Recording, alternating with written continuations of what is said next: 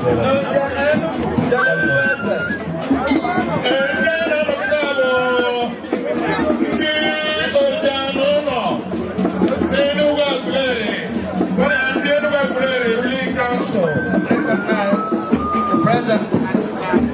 President General and the lady.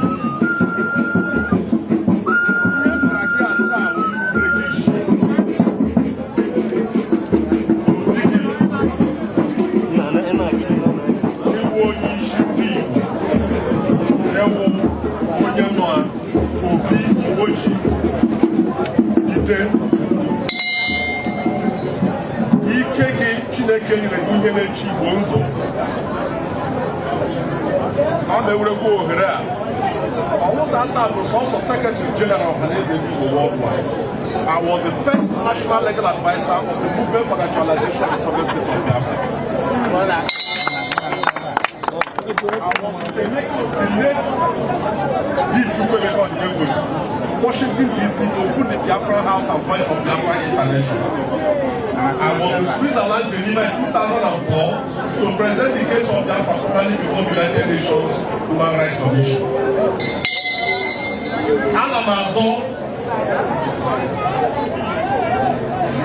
For office of the President General on January 10, 2025. But all come to River State, the Constitution of Akanese. I'm very sorry I'm late. I have proposed on 5:30 was for Toronto. I will come back because I cannot embark on that endeavor without seeking your spiritual permission and your spiritual blessing. Listen, case and me, take your name. Thank you.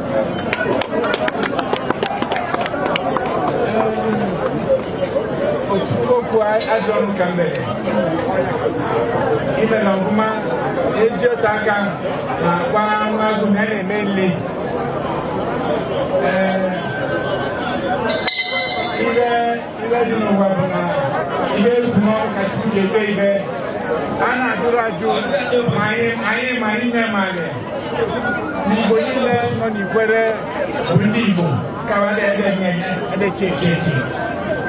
And even Uche is all how I did get mechanism on the way from my snake experience.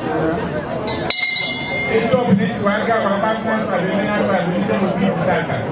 Now, don't chew your line of people. Check and Limo, Madam, Maybe, Madame, my Baessa, my even in the book. One day back, we don't even have street engine. That then you don't be organized. Not like you and again, you are the man, now I just want to